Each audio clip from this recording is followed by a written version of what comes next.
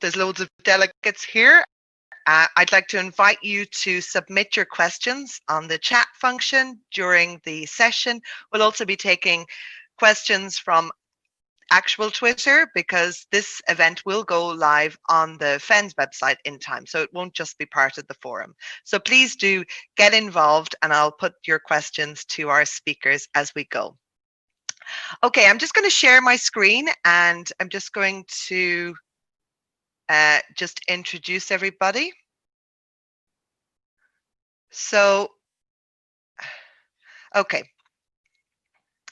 So we have my four very esteemed colleagues here that I will be introducing you to. So we have Costandi, Helena Ledmeyer, John Cryan, and Anne Cooke. And I'll introduce you to them a little bit more in a moment. But I just wanted to just start off by saying, so for Twitter at FENS. So this, when I was thinking about this last night, I kind of thought, well, has Twitter made a difference at the FENS 2020 compared to other meetings? And one of the first things I found last night, I don't know, John, if you saw this, but when we were advertising this event, and this man, Scott Anderson, said, I found John on Twitter, and it led me to writing a book. So in terms of impact, I think, that was pretty ace, John, I think. Another tweet I found yesterday, I thought that was really interesting. So Melanie Stepan, she's one of our social media ambassadors, and she said, new to FENS, confession time. My first FENS meeting years ago was awful. I was there on my own as a PhD student, didn't know anybody, and was overwhelmed by the sheer size of the event. If FENS 2020 is your first FENS, welcome. Reply to this and introduce yourself. So Katrina introduces herself and says she's trying to make the most of it, and so far it's been very positive. But Katrina then goes on to say, thank you. I wasn't expecting Twitter to be so fantastic in getting in contact with other FENS 2020 participants, but I'm really enjoying all of the virtual community building. And so then I mentioned our Twitter ambassadors, and here you have here. So these guys, there's 18 of them, and they're tweeting and blogging and documenting their experience of FENS 2020 throughout the forum. So do look out for them. And these, I don't know if any of you saw these yesterday. They're kind of graphic records by Mattis, and here he has the neural mechanisms, social and emotional behavior. And then I see yesterday he did one on Sheena Jocelyn's talk. And so again, they were kind of put out on Twitter, but again, it's just a different way of bringing the conference beyond the virtual four walls of our meeting.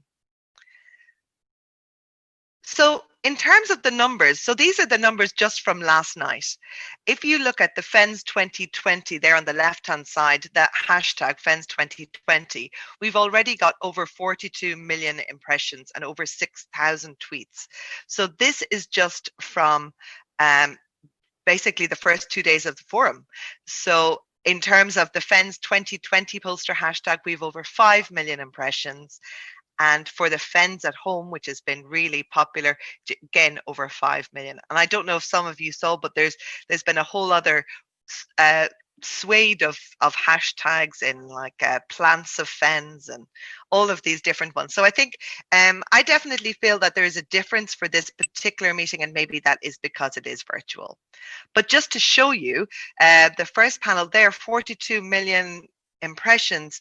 If we look at the whole of FENS 2018, and this was for the entire 5 days, it was just under that figure. So we've almost broken the record. Even we'll break the record hopefully today. So my panel, I'm very, very delighted to welcome such a great panel. We have Anne Cooke, who is the Chief Executive of the British Neuroscience Association. And so all of the people I'm introducing, I've just put their screenshot of their Twitter handle here on the left-hand side, just so you can see. So the British Neuroscience Association, as you'll know, is the host society for FENS 2020. So we have Costandi from the United Kingdom. Mo is a freelance science writer and probably our most popular person on Twitter in terms of numbers. And I liked the fact this screenshot, when I grabbed it last night, it was, Mo retweeting myself. So I thought I'll keep that one. Okay. So then we have Helena Litmeyer, and Helena is the Director of Development and Communications at the International Neuroinformatics Coordinating Facility, or better known as the INCF. And Helena, I'm sure she will tell you throughout the course of today, has a lot of different science communication hats on her. So, but I'm not going to bore you with further introduction from me. Finally, I'm really pleased to have John Cryan. John is a professor and the chair of anatomy and neuroscience at University College Cork.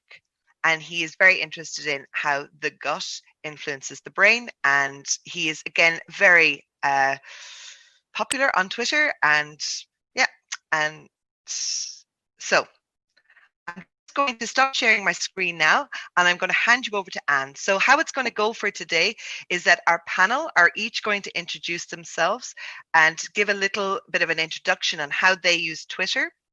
And please submit your questions throughout. Once we've had our panel members introduce themselves, we'll open up to you guys for questions. Okay, so I'm going to stop sharing my screen now. Okay. Great. Okay, so I think I'm first off. My name's Anne Cooke, as Dervila has just said. Dervila has given us 7 minutes each to answer 4 questions and no slides. So I'm going to use some virtual visual aids during my talk, which I kind of hope is the first for the virtual FENS. But there we go. So here goes. Question number 1. What do we use Twitter for? So we being the British Neuroscience Association. So first of all, we use it, as you might imagine, to put information out there. So we use it to promote the association, to promote our events, any consultations, to advertise jobs, anything that we want to get out in the world, really. But secondly, we use it very much to get information back again. It's great. I think it's often first place for news. You get a good sense of what people are talking about, the kind of current topics, what people are concerned about, and getting that from individuals as well, which you might not get from other places. Another way that we use it is to connect with people that we might not otherwise have the chance to connect with. Now, who do I mean by that? It's kind of a number of people. One is kind of key opinion leaders, key people in the field. So instead of kind of hanging around at the end of a lecture and trying to grab somebody's eye, we can have a conversation through Twitter. And that's really kind of opened doors for us as an organisation to be able to do that. Another category is through some of our outreach work. So Dervila mentioned yesterday, we've done webinars for children, and we've had some conversations with those children on Twitter, which we wouldn't be able to do in the normal sense. And then thirdly, obviously, Twitter is international. So we've got that kind of international flavour through Twitter.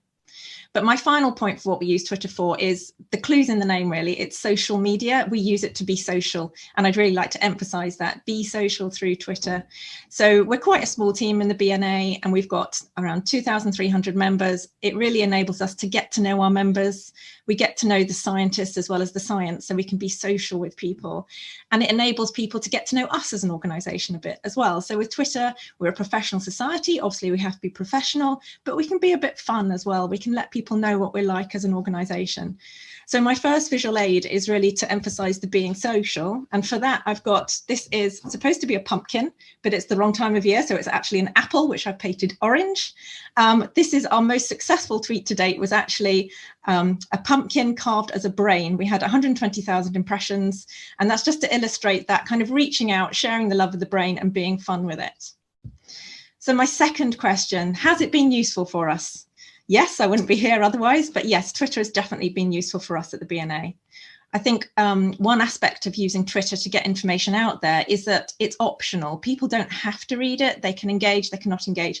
We can't do that with email. We can't bombard people with messaging all the time, but with Twitter, we can put out whatever we want, and people can just take the option of reading it.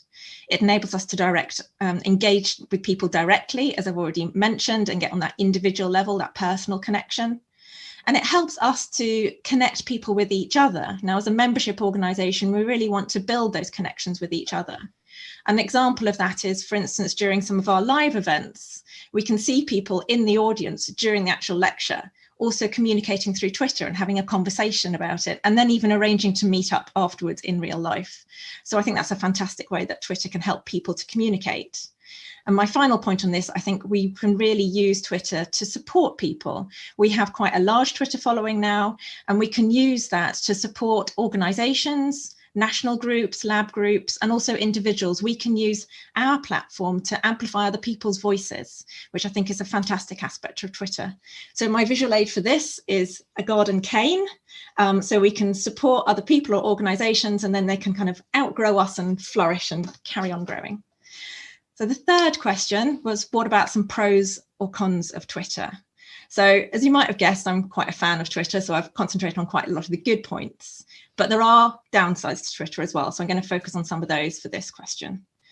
It can be time consuming. It can, take up a lot of your day if you're not careful. So I think you have to be careful that the time you spend on Twitter is valuable time and not time wasting.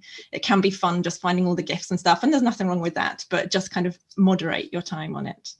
It can be irrelevant. I think especially as an organization, sometimes we get like tagged into posts which aren't very relevant. They can sometimes be really poor science, and our feed gets filled up with stuff that we don't want. But that's more of an irritation, really. I think the main downside of Twitter is kind of the flip side of its strength, really. So Twitter is really fast, it's really direct. But the downside of that is people can sometimes, it's very easy to be critical. People can tweet without really and they maybe forget that there's actually an individual on the other end, and you can get a mob mentality, people quickly piling in. So that's the downside of Twitter, I think. So for my visual aid for that one is an arrow. So Twitter can be very fast and direct, but it can also be painful because of that. And I think maybe especially as an organization, people tweet to an organization and forget there's an individual behind it, and that can feel very personal. So my fourth question that Dervila asked her to cover, any practical tips? So I think this varies slightly depending on whether you're tweeting for an organization or for an individual. So I'm going to start with some tips for maybe organizations. I think one of the things is that you might want to repeat your tweets. So even if you've got a following of 20,000 people, you put one tweet out there, 20,000 people aren't going to see it. What you need to look at is impressions, and that varies on the time of day when people are looking at things.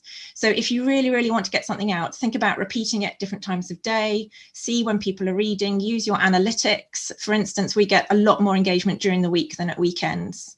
And you might want to use something like Hootsuite or Buffer, which can help to automate some of that, which again kind of helps with the time consuming aspect of it. Don't forget that Twitter doesn't reach everybody. Not everyone's on Twitter. You've got other platforms that you have to use, email, even old-fashioned letter. So remember that your Twitter is a bubble. It is only one section of it. Respond to people. Twitter is a very personal thing. If somebody asks you a question, if somebody reaches out to you and then you don't reply as an organization, very quickly, people will think that you don't listen. So really, if you're going to have a Twitter account, then make sure you kind of stay up to date with it and stay on top of any responses you get. And then be personal. That is a great side of Twitter, but don't be too personal. You have to remember that you are tweeting on behalf of an organization. I think one thing in particular is if it's like political views, just make sure that you are expressing the organization's views and not your personal ones. And then things that might be useful for both individuals and organizations. I would say, especially if you're starting in Twitter, to look, listen, and like. If you're not sure what to say, then just get out there, start reading tweets, start looking at what people are saying, and start liking things. People like being liked. So get out there, like things, start being part of it.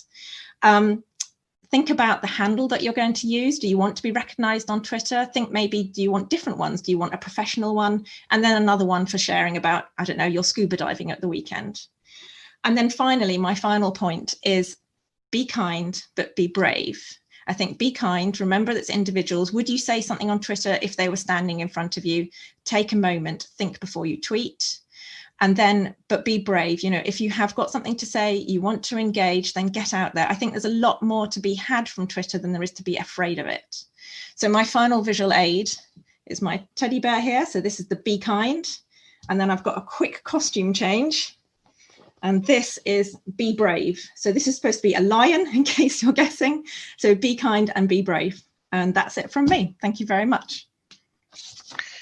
Thank you so much, Anne. I didn't realize there was going to be visual aids. I think, I think the rest of you guys now, you're going to have to really, really stand up to this. John, I'm looking forward to seeing the visual aids coming from Cork. Okay, so next up, I am And we have already got loads of questions coming in, but I'm going to try and leave the questions maybe until the end. We'll see how we go. And Mo, I'm going to invite you to take over now and to give us your thoughts on using Twitter. And thank you for taking the time to join us, Mo. Thank you for inviting me. So I'll spend a minute or two talking about how useful Twitter has been for me. Then I'll talk more generally about some of the ways in which Twitter is very useful for active scientists. And I'll say that as Dervila mentioned, I'm a freelance science writer, but I actually trained as a developmental neurobiologist, but wasn't really cut out for research. And I've been working now as a writer specializing in neuroscience for about 15 years. So as a writer, Twitter has been very, very useful to me over the years. It has all but replaced my RSS feed reader. If some of you might remember what those are, it has all but replaced my RSS feed reader as a way of finding new stories to write about. It's also very useful for finding and staying in contact with current and prospective editors that I work with, and it's also very useful for finding expert sources to interview for my news and news stories and features that I write. Twitter can actually facilitate relationships in real life relationships. There's a lot of nonsense about Twitter reducing people's empathy and destroying real life relationships. That is actually nonsense. There is good evidence that Twitter facilitates, or social media can facilitate, real life relationships. Typically people with similar interests will start following each other, get to know each other virtually, and then eventually meet in person at a conference or some other event. I've met dozens of people this way, including two literary agents, and the executive director of my publishers, the MIT Press, and I'm currently writing my second book for them. I met Dervila, the moderator of this session, in that way at FENS, I think maybe 4 years ago, and that's how I met Helena too. We were following each other on Twitter, and I think it wasn't at a conference. I think I made a trip to Stockholm, and we met for coffee and delicious Swedish pastry. So for scientists, I think Twitter has been and is very, very useful. It's very useful, for example, for advertising and finding academic positions at all levels. I see people advertising or looking for PhD studentships every time I log on to the site. People advertising for postdoc positions, even professorships, and it's very one thing. Another thing it's very useful for is sharing and discussing research methods. So perhaps you've just started using a new software package, and you may be struggling a little to get to grips with it. You can tweet a question and you will get lots of answers in a very short time, or perhaps ask for advice about the best way to analyze a set of data that you wouldn't normally collect, or if you've just started using something like MATLAB for example, you can ask for advice about how to use that. Twitter is also very useful for promoting one's research. So one way of promoting a new paper, for example, which is very popular, is to compose a tweet thread summarizing the methods and findings, a thread being a series of up to 20 related and connected tweets that are posted simultaneously. So with regards to promoting your new paper on Twitter, I just came across a research paper.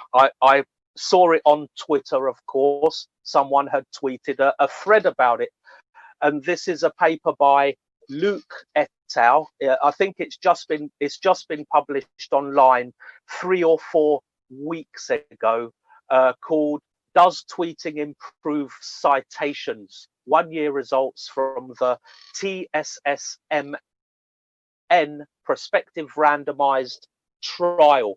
TSSMN being the Thoracic Surgery Social Media Network. So this is an online advanced online publication in the Annals of Thoracic Surgery. The authors selected 112 papers and then randomized them into 2 groups. One group included was a group of Twitter users with a combined following of about 58,000. The other group didn't use Twitter, and so they gave this paper out to the 2 groups, and then followed the citations of that paper over the course of a year. And according to this paper, tweeted papers accumulated 4 times more citations over the course of the year that this study was carried out than the papers that weren't tweeted about. Twitter has also been instrumental for the launch of several initiatives that aim to improve the robustness of research methods and improve the reproducibility of data in neuroscience and psychology and even further. So on June 18th, just last month, Chris Chambers, he's a cognitive neuroscientist at Bristol University and the journal of the an editor at the journal Cortex, tweeted that he was excited to launch officially a new article type at Cortex called Verification Reports, a route for reporting the computational reproducibility and robustness of prior studies using the original data. And then he said, this is an initiative that began life on Twitter. So in a short thread, Chris went on to explain that he first came across this idea in a tweet from December 2018 by Sanjay Srivastava, in which he suggested the idea of 1-page online reports linked from the original paper, where you can report that you reran the analyses to verify the numbers in the paper and possibly run other analyses to verify the strength of conclusions. So Chris has just launched this new initiative at the journal Cortex. This follows on from another initiative launched 8 or 9 years ago, also proposed by Chris, called Registered Reports. This is a process that splits the peer review process into 2 stages, so that the rationale and design of a study are submitted for review first, and once these have been accepted, then the data are collected, analysed, and the report written up for the second stage of the peer review process. So this was subsequently launched at Cortex, and it has been adopted by hundreds of journals since. And just last week on Twitter, I saw Chris tweeting that Nature Communications has just become the 252nd journal to offer this approach to authors submitting research to be published. So I know Chris from the days we used to write Guardian blogs together. I tweeted him to ask him what role, if any, Twitter had to play in getting registered reports up and running, and he replied saying, of course, it played a substantial role in getting both of these initiatives up and running, mainly by providing a forum for discussion with other researchers. So you can find out much more about registered reports at the Centre for Open Science, and there's a link. You'll see a link for that at the end of the session, I think, in slides that Dervila will show. So I think it's still probably the case that only a small minority of scientists are active on Twitter. I don't have any exact or even approximate figures, but I think the number, it is still a minority of scientists that are active on Twitter. I suspect the number will grow as the platform continues to grow, and that it will become invaluable, especially for young researchers entering academia. And finally, I would just like to mention an online book written by Dan Quintana. He's a researcher in Oslo, I believe, and he's written a book called Twitter for Scientists. You can find that at t4scientists.com, and I would highly recommend taking a look at that if you're new to Twitter. So thank you. That's all from me. Thank you so much, Mo. That was really interesting and completely different perspective than what Anne got. And I'm sure she'll be very interested about your comments on registered reports and everything in the context of the BNA. Okay, so we're running slightly over, and I'm really conscious that I have about 3,000 questions submitted for all of you. So we're going to quickly go on, and I'm going to pass you over to Helena. Right. So I've been peeking at the questions a little bit. I might actually respond to one or two of them in my talk, if that's okay with you, Dervila. Thank you for just to confuse me more. Right. Thank you for having me on this panel. I'm very happy to be here to talk about Twitter.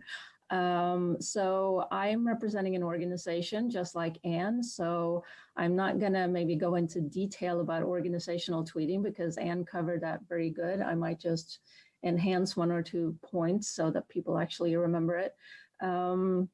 So I'm the director of the communications for an organization called INCF. And what we do is that we support and promote the development of standards and best practices for neuroscience in order to facilitate data sharing and things like that in order to make neuroscience happen faster. And for our organization, we use it basically for the same thing as BNA. We use it to promote our activities. We use it to build our community, because we always need more people to work on making neuroscience interoperable. We use it to promote our events. We have conferences, we have virtual events, we have, various ways that you can get involved in INCF that we promote on Twitter. We do find it very useful in certain ways compared to other social media channels. We also use Facebook and LinkedIn as outreach channels, and we have very different sort of content policies for these three channels, because there's very different sort of moods on Twitter and LinkedIn and on Facebook. So that's why we've sort of modified what kind of stuff that we put on Twitter and LinkedIn and Facebook. Twitter is a very fast paced channel, which I've seen some people comment on in the questions here. And I think that just to comment on a question, somebody was like, it's too fast. How can I catch everything and not miss anything, and still not having to be on Twitter all day? And I can just recommend making lists, like collect your accounts that you follow from certain categories and collect them in lists, and like check them a couple of times a day. And that way you should not be having to spend all day there and still catch most of the important things. But back to the original questions that we were sent. So Twitter has been very useful for INCF. We have gained a lot of ins to new communities that we didn't have before we were on Twitter. Granted, I started INCF right when INCF started to be on Twitter, so I don't really know what it was before, but I do know that Twitter is a great way to break into new communities for organizations, and also for individuals to find new connections, just like Mo touched on earlier.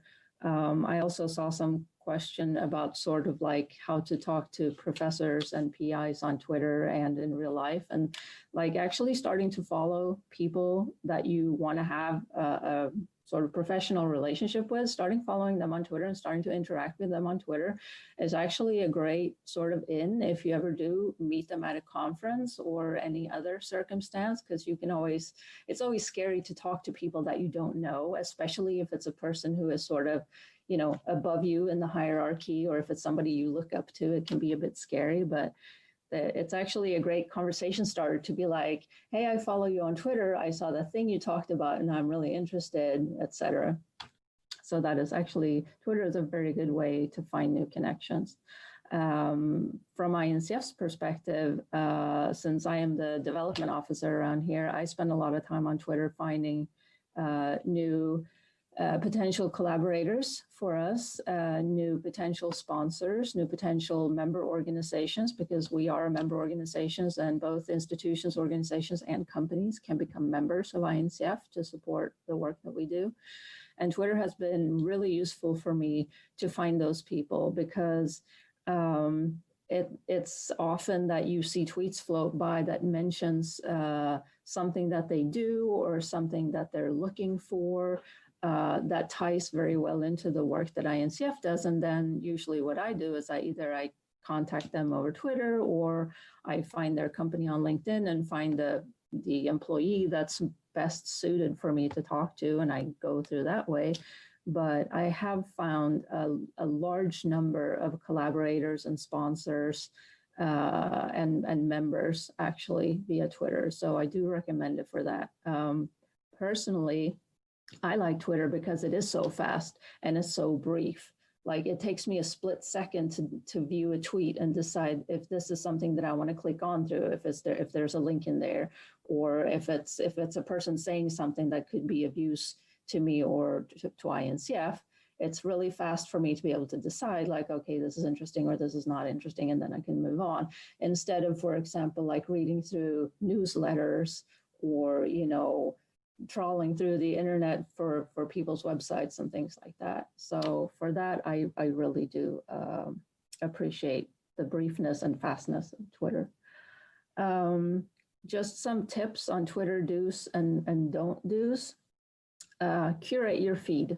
This is really important. Like Twitter, I know a lot of people complain that Twitter is, oh, people are so horrible on Twitter, and you know, and I mean, I do agree with the whole piling on effect that Anne mentioned, because that does happen. Twitter is very quick to have a joint opinion on something, and they pile on to the person or account that had this opinion, and then, you know, there's a whole process that follows after that, and it's the same time every time, and it's sort of interesting to observe. But if, like, it's really important to check what kind of Twitter bubble that you live in, because it is very easy to end up inside a bubble, inside of an echo chamber.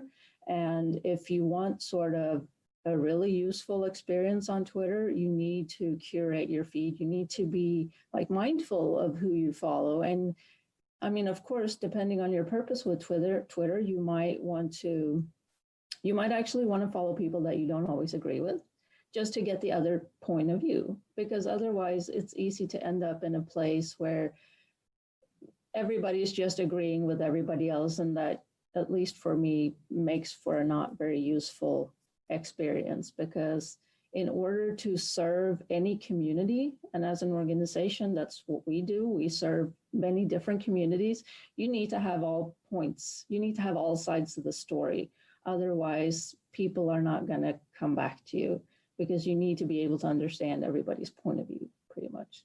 So that's one of my tips. And sorry, this is getting a bit quick because we're running short on time, but I got up twice because I realized I have so many great visual aids in my office. So I had to like choose which ones that I wanted to show. But I want to echo maybe some of that, what Anne said, but when you are on Twitter, what you should be is that you should be brave, like Black Widow.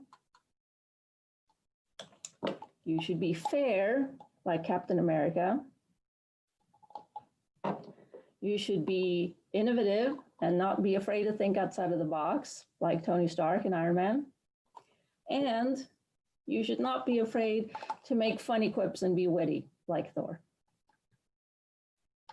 So those are my very brief Twitter. Oh, actually, one thing more, if I have another 20 seconds. Hashtags. When you use hashtags, think about how you use hashtags. Don't hashtag words that are sort of common. Like if you hashtag the word brain, nobody's going to pay extra attention to that, because there's a gazillion people who hashtag the word brain every minute of Twitter life. What you need to do is you need to find the hashtags that are specific enough where where people outside of the field that you want to reach are not using it. So like brain, not great. Neuroscience is better. If you can make up your own hashtag to sort of make it unique for what you're talking about, that's the best thing you can do, if you can get it to pick up. I got lucky because a few years ago, so we deal with neuroinformatics. This is not sort of an everyday word for most people. Not even most neuroscientists are familiar with the word neuroinformatics and what that entails. So what I did a few years ago is that I came up with neuroinformagical, which has sort of taken off, at least in our little community. So I'm very pleased with that. But yes, hashtagging. Don't hashtag every word in your tweet. Nobody's going to want to read it. Hashtag sort of semi-specific things that are narrow enough where the people that you want to reach are going to pick it up. I'm going to stop now. Okay, Helena, thank you so much. And thank you for upping your game there with the visual props. John is looking extremely nervous now, I can see. So John, I'm going to bring you in because I really want to get to these questions after you. So off you go, John. Sure. Thanks, Dervila. Yeah, so this is really, really interesting. And I agree with almost everything everyone said. And I'll reinforce some of them and try and beat up on time overall. So I look back when I joined Twitter in a long time ago in May 2009.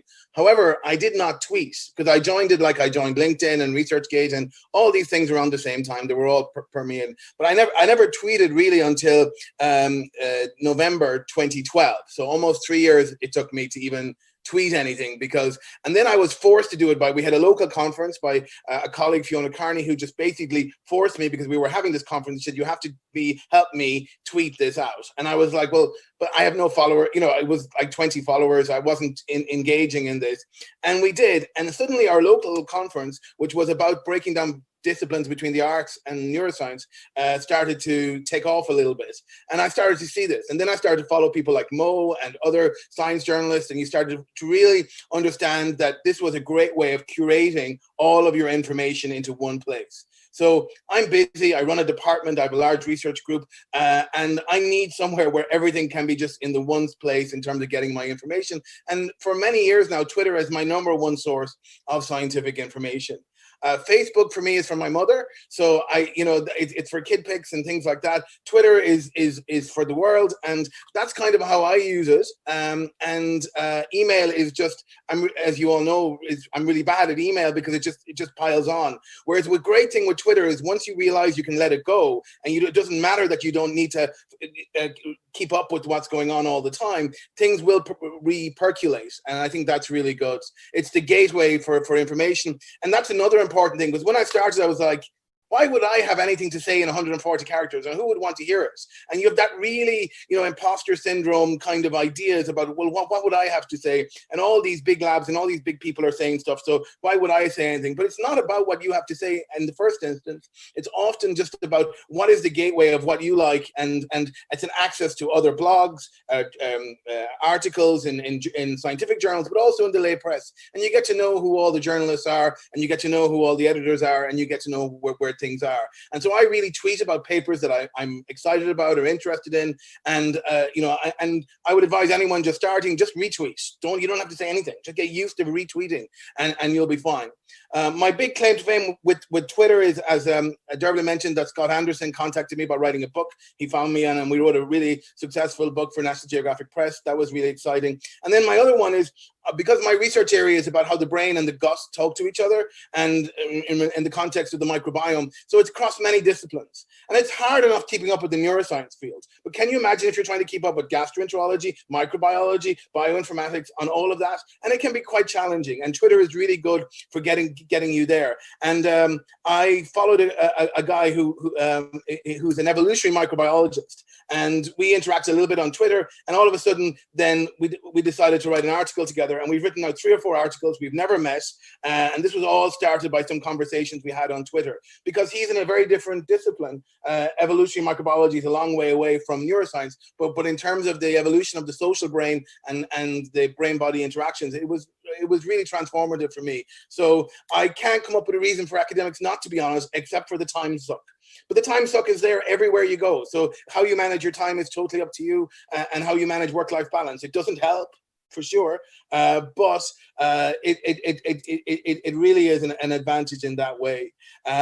Where it's really, really good, and I feel very passionate about it, is that it allows early career people to get credit for often their PI's work.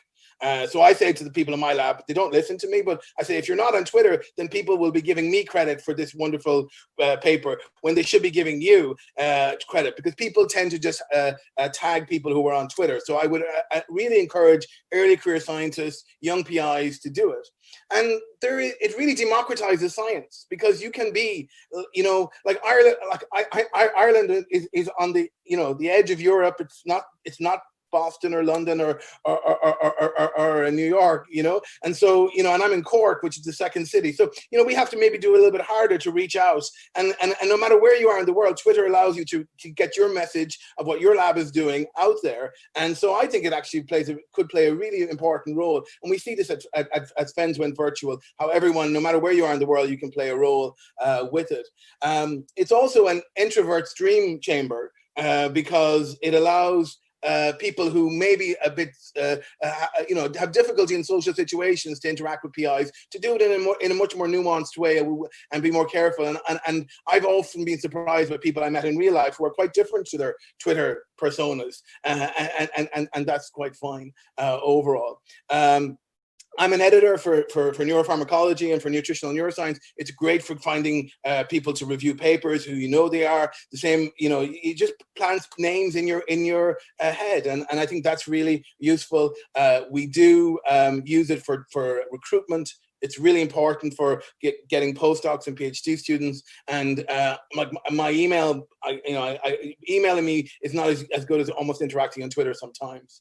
And I think we all have a responsibility as our research is funded by taxpayers to communicate with the public. And so as a way of communicating with public, it's really good to have lay people in your Twitter feed as well, to ensure that what you're doing is overall.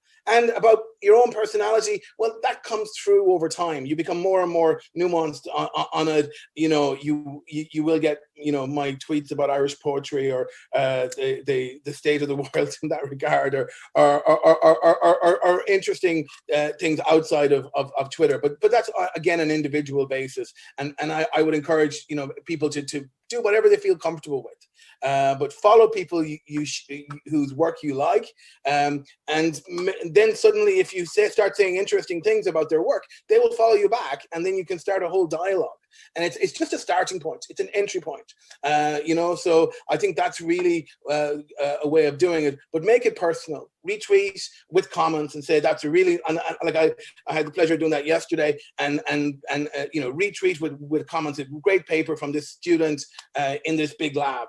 The PI wasn't on Twitter, but the student was, so that was really nice to be able to say, to give the credit where they are. So I would just try it, and you'll find that it can be a little bit addictive, and managing that can be, something that we all have to do in different ways. But it was really good for commuting or on planes and various things that you can keep up with what's going on. So I'll leave it at that, Dervila. Thank you so much, John. And I'm just kind of keeping an eye here on the time and everything. So officially we have 13 minutes left. I'm not sure if we'll be kicked out after that, but we'll start with some questions. And thank you so much for your really interesting observations for all of you. When I say we have a lot of questions, wow. Okay, so I'm going to try and group them a little bit because some of the questions overlap. But one main question that keeps coming up, and I guess it's very relevant at the moment, is how do you feel about non-scientific or political statements by scientists? Should we have separate accounts for our personal views? And leading on from that is, what happens if my PI is on Twitter saying political statements that I do not agree with? So John, I'm gonna go with that one for you, because you just mentioned that whole personal element. How do you differentiate that? Just to link onto that, somebody else here, they're a professional scientist, but they're about to publish a novel, not in science. Do they set up a separate Twitter account? And how do you balance that personal versus professional accounts? And is it okay to kind of cross over between the two sometimes? So I think it is, personally, it's okay to cross over as long as you do it in a nuanced way. I try and, it gives you a flavor of the person. So if you're trying to recruit people, they get to know what it's like to be in that lab, and etc. Overall. But it is a fine line. You don't want to, be getting too political or too, but I think science is political in its own way, and we can't pretend we're doing things in a bubble. I think we're trying to impact on society. So I would keep it. I don't have a separate count for anything else. You know what I mean? If you're trying to publicize a book, well, then that might be worth having a one for the book as separate. But I think I do get a bit restrained. I'm not the most controversial person on Twitter in terms of it. So sometimes I do hold back, just because I know it's probably not the best place to have these arguments with people that I don't know or don't know what their agendas are, etc. And so also, there's lots of sensitive issues that come up, and I tend to not get embroiled in that too much, because it doesn't serve me any use overall, and I would wonder if it serves the world any use. So Do any of the rest of the panel want to comment on that? Or we'll make, oh, Anne, okay, go ahead, unmute yourself. Just a really brief one is there's a question about what do I do if my PI has different opinions. You don't have to respond. I mean, it's not like, you know, you're out there and everyone's looking at you to say something. It might tell you something about your PI that you're not entirely comfortable about, but you don't have to shout that over Twitter. So yeah, you can use judgment. Yeah. It's not an all or nothing thing.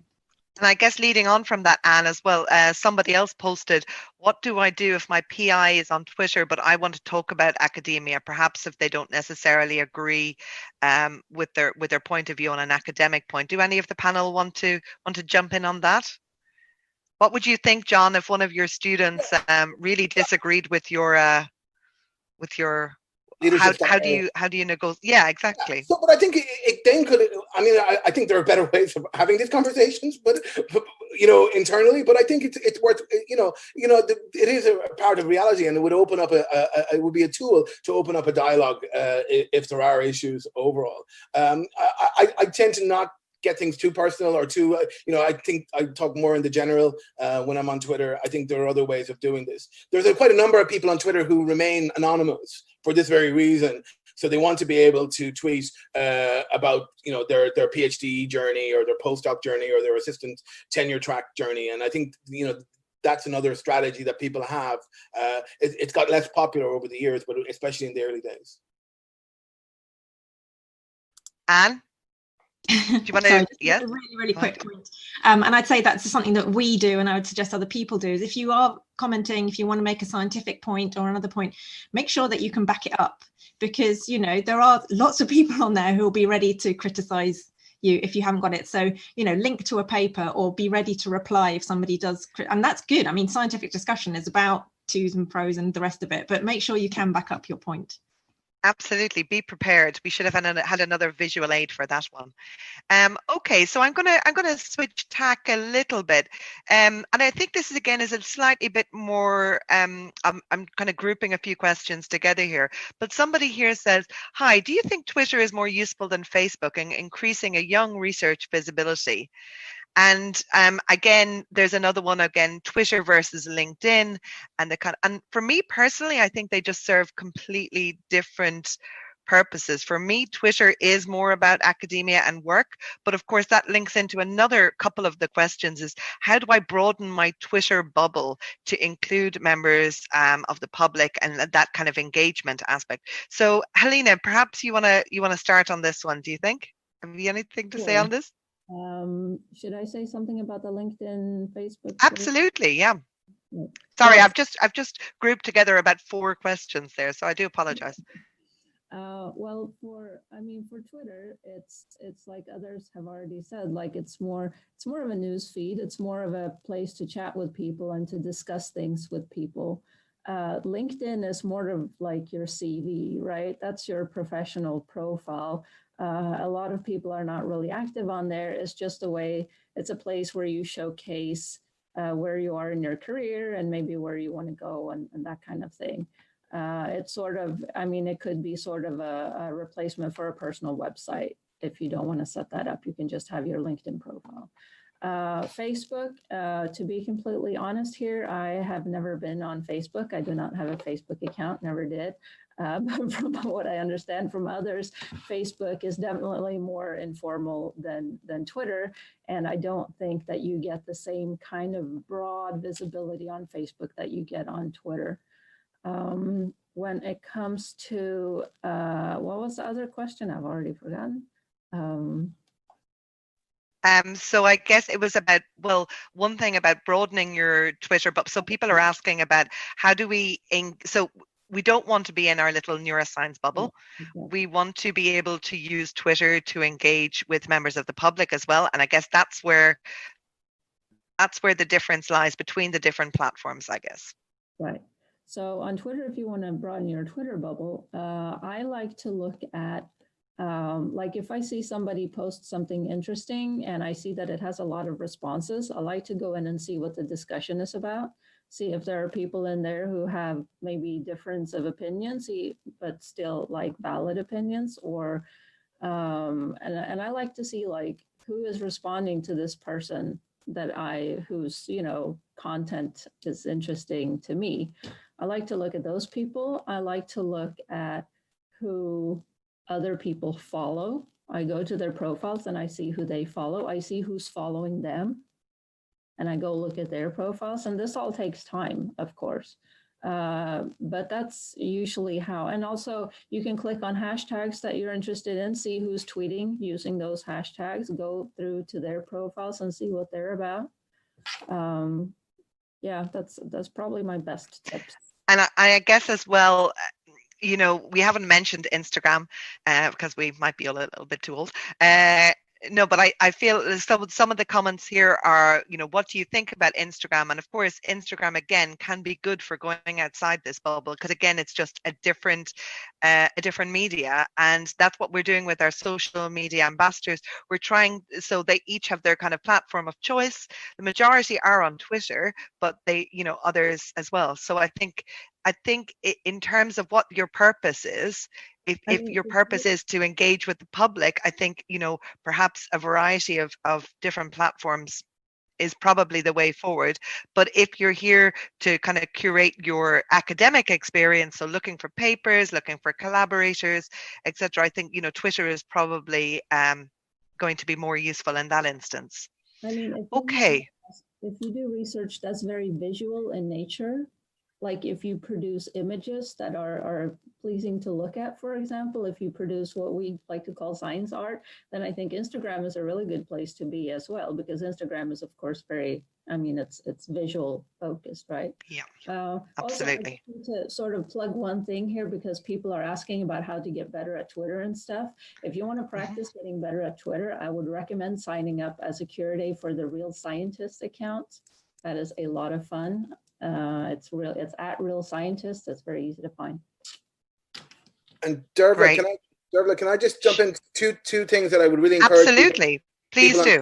Please. One is, please put some picture. Like there's nothing as bad as having Twitter accounts without any picture. It doesn't have to be your picture. It can be a beautiful neuron, but have a picture and have a description of who you are, where you are, and there isn't in that personal space, because then people are more likely to follow you and to interact with you. The people are often just set up accounts and they look like they're Russian bots or whatever, So and then I would encourage everyone, especially every young person, but even I think there is also an age issue here. Some older PIs are afraid of Twitter more than the younger ones. To just retweet the something that you really liked, or if you saw a good talk at FENS, or you saw a good paper that came out this week, just tweet about it and hashtag put in the one of the authors who's on Twitter on it, or at the FENS hashtag or BNA hashtag, and I think then people will start all of a sudden getting aware of who you are and maybe follow you. Yeah, and I think as well, John, that kind of addresses one of the questions here, question from Asma, and she's asking, what strategies can I employ to encourage my followers to like and retweet? And I think it's kind of a mixture of Helena and John's comments there. Helena being like, curate your hashtags, don't, really think about your tweet.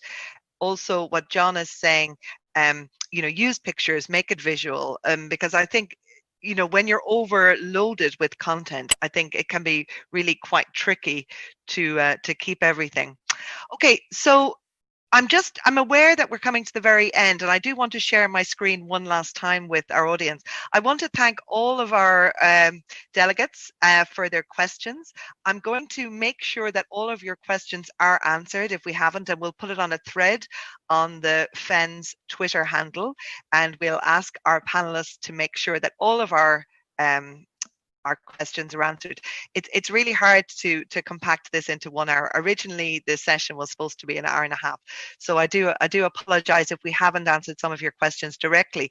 But just on that note, I'm going to share with you an image that we have made as part of the communication committee. We have made this for FENS, and this is a guide. Hold on now, it'll come to you in a second. So this is a guide for you for using Twitter.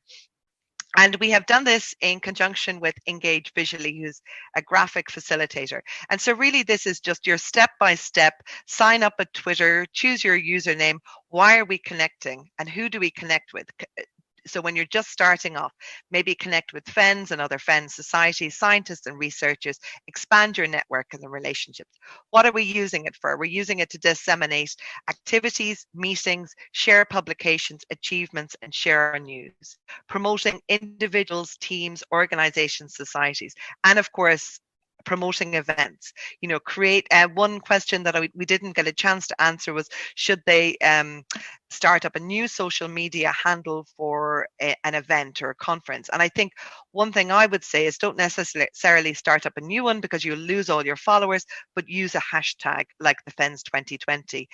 If we can see here, so connect with, if we go over on the right hand side, all the FENS partners, universities, organizations, and of course PIs that you're interested in.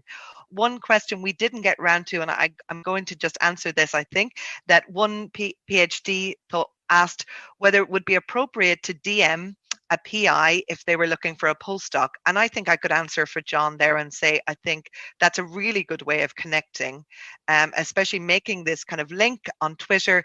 And then, of course, if you're at a conference, you can say, hi, I know you, we've met on Twitter and things like that. Just in the center of this graphic, we have all the kind of actual functions. So, you know, just for those of you who are new to Twitter, the like, the comments, the tweets, and of course the image, use engaging images, using the tags. These are really important because of course tagging can alert extra people to your tweet and of course increase your following. And of course the hashtags we notice, and I've told you about the FENS 2020 hashtag. Last thing, I don't have a visual aid, but I mean, this is my visual aid. Always think before you tweet. Purpose, audience, be nice. I don't think there's no we're not all against each other. We're all here to support each other. So definitely be nice, and don't ever say something in a tweet that you wouldn't say to somebody's face. So with that, I'd really like to thank the Communication Committee for helping put this guide together with Engage Visually, especially Ailish Dowd. And I would like to thank our other panel all our panel members, Anne, Mo, Helena, and John. Thank you so much for your insight. Thank you for sticking to time. Thank you for answering the questions. And thank you all for watching. And enjoy the rest of FENS 2020. Thank you, Dervila.